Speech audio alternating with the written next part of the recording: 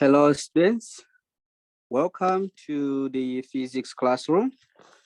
Today, we are going to learn about how to measure acceleration of an object, excuse me, and also how to determine the value of g. You remember, g is acceleration due to gravity.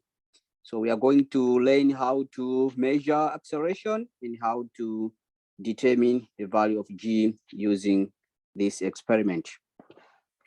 First of all, remember in kinematics, we learned that the distance covered by an object that is accelerating at a constant rate is given by v0 times time plus 1/2 acceleration times time squared. If an object starts from rest, if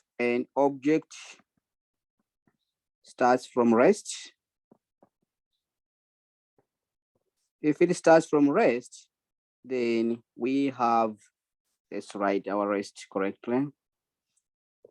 Rest, then we have our initial velocity being 0 meters per second. This implies that the distance will be 1/2 acceleration times time squared. So we are going to cancel this because the initial velocity is 0. So we have this formula representing the distance covered by an object that is accelerating steadily. Remember, our task is to determine acceleration of an object to measure the acceleration. So we can actually go ahead and determine or measure d in the experiment and measure the time. We need two quantities. Therefore, we have to make acceleration subject of the formula, or we have to solve the equation for a.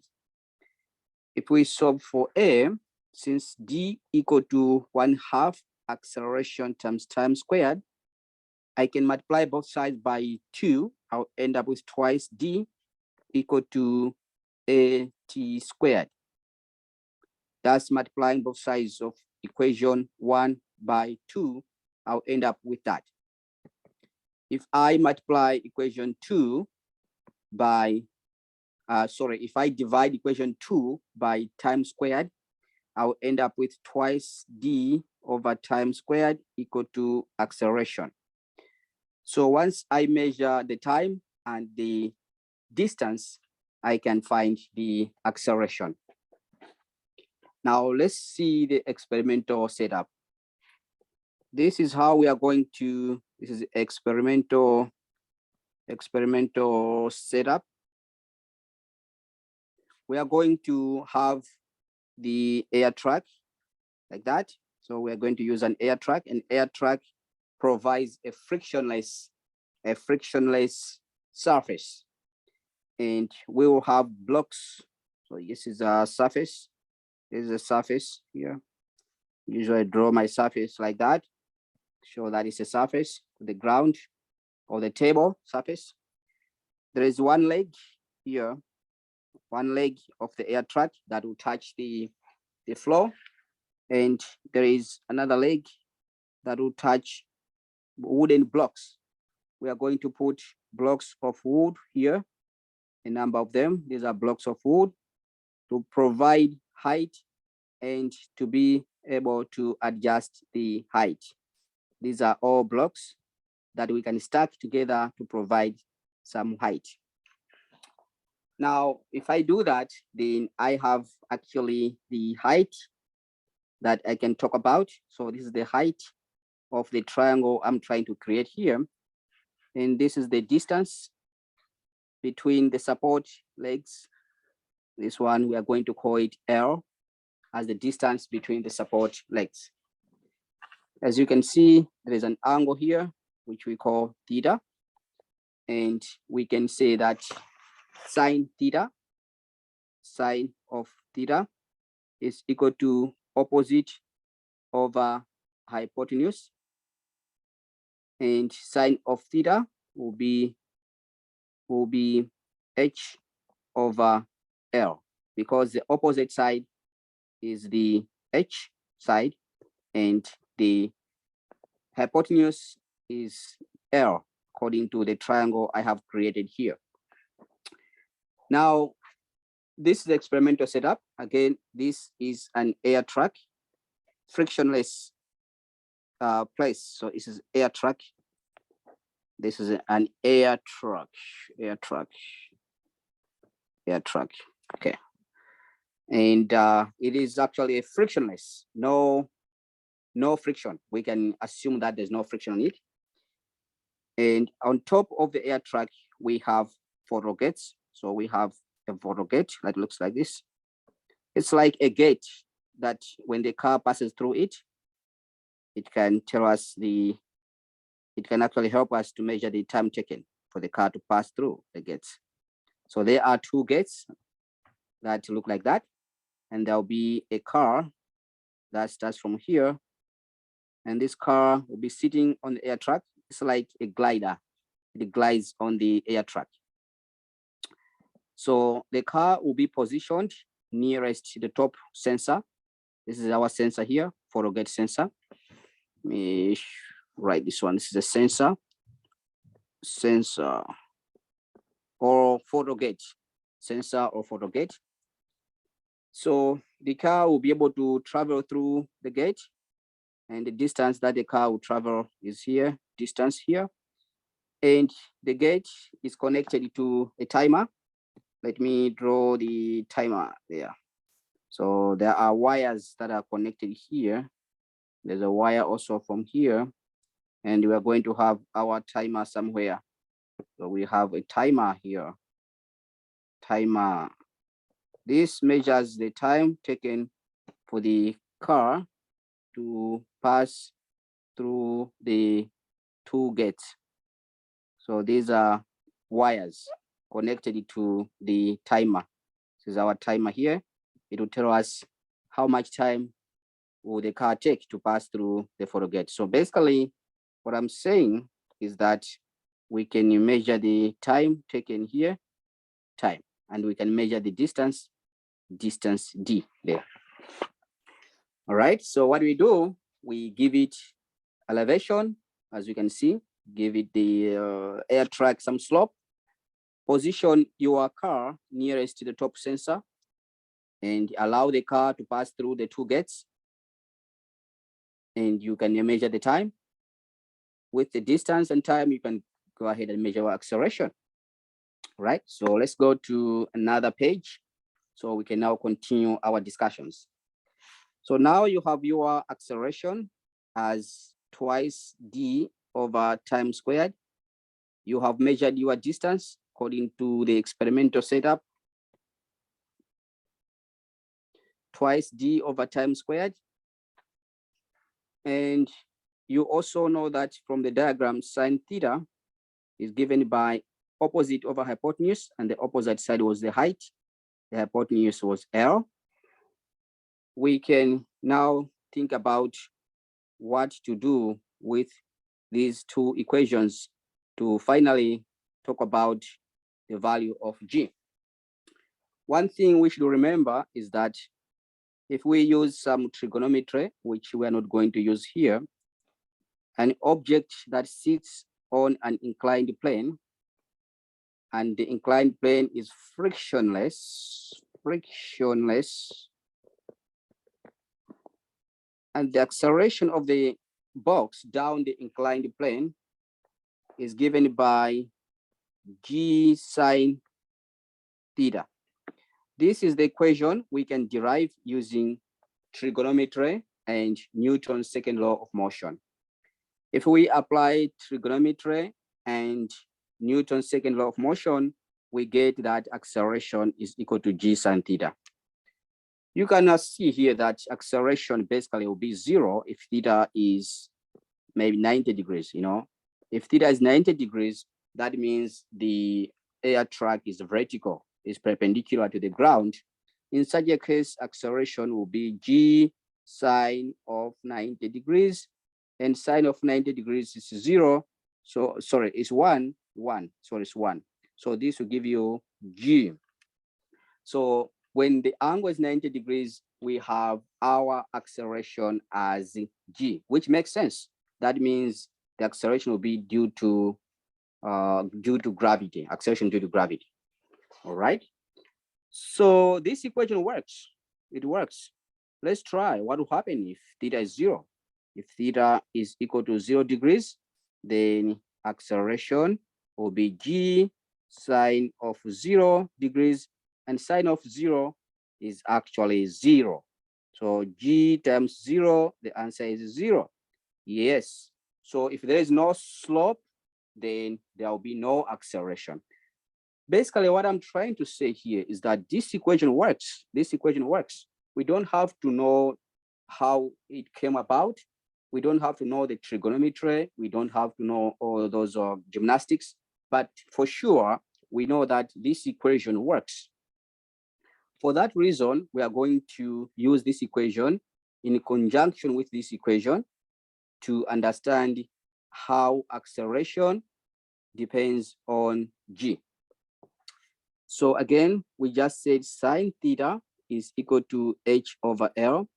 At the same time, acceleration down a slope is given by g sine of theta. So I can write this as A is equal to g, where there is sine theta here, I will replace that by h over L. H over L. So acceleration can be given by g h over L. Now, you remember we already measured acceleration before. So our interest will be now on what about g? From this formula, g can be found as AL divided by h. I just multiplied this equation both sides by L and divide by h. Then I get my g as AL over h. All right. We already know that acceleration has been measured at this time as twice distance between the photogate sensors divided by the time squared. We already know how to measure this. We can plug this value into this equation. We know the length here, we can measure it in the experiment, and we know the h, then we can find experimental value of g. So this is actually how we can find the experimental value of g. Remember, this is the acceleration due to gravity, or free fall acceleration due to gravity, or free fall acceleration due to gravity. People call this one free fall acceleration due to gravity. We find this in this experiment, and in theory, we know that according to theory tells us that, or theory tells us that it's 9.8 meters per second squared. We have to understand that this is an experiment. It is prone to a lot of errors, different errors, I should say, not a lot of errors. It depends on how careful you are. Now, we might find something different from what we are talking about here. Then it is always a good idea to talk about what we call, remember, we talk about percentage error. So we have to calculate percentage error. Percentage error is found by subtracting the experimental value, experimental value minus the known value. These lines means absolute value. Whatever you get here, it has to be absolute value. If whatever you get inside here is negative, make it positive, absolute value. Then you divide that by the known value, and then you multiply the result by 100. Once you multiply by 100, and then you attach a percentage at the very end of your calculations. All right, so you attach this to show that it's a percentage error. All right, example, let's assume that if 100 for some reasons, you get this as maybe 11 meters per second squared. Let's say 11. The 11 sounds like a lot. Let's say 10.5 meters per second squared. And you know that you are expecting 9.8 meters per second squared. You are expecting the known value is 9.8 meters per second squared. That's the expert value. Expert value. What would be the percentage error? So you're going to, oh, I gave you this example. This example will be a little bit easier. I should have given you an example where absolute zero can be, the absolute concept can be noted, but let's go ahead with this example. So what I'm going to do is to subtract. I'm going to subtract 10.5 minus 9.8. And then the result, I should divide it with 9.8 and multiply by 100. So if I do 10.5 minus 9.8, I get 0.7. So got 10.5 minus 9.8 divided by 9.8 times 100 and then add percent. On top, I get 0.7 divided by 9.8 times 100. You add percent here. The result will be, let's see, divided by 9.8 times 100. So I got 7.1. So 7.1, and then I put a percent here. So the percentage error is reported as 7.1%, 7.1%. Right? So this is how you find the percentage error. We may also have, like, we may have this number smaller than this one. Example 2, let's look at example 2. We call this example, the previous example, we call it example 1. This is example 1, and this is example 2. Example 2, we are going to say experimental value. Let's take it as 9. Let's say you get 9.0 meters per second squared, and known value is equal to 9.8 meters per second squared. If we use the formula says that percentage error has to be absolute value of the experimental value minus known value, and then divide by known value times 100, and you attach the percentage symbol.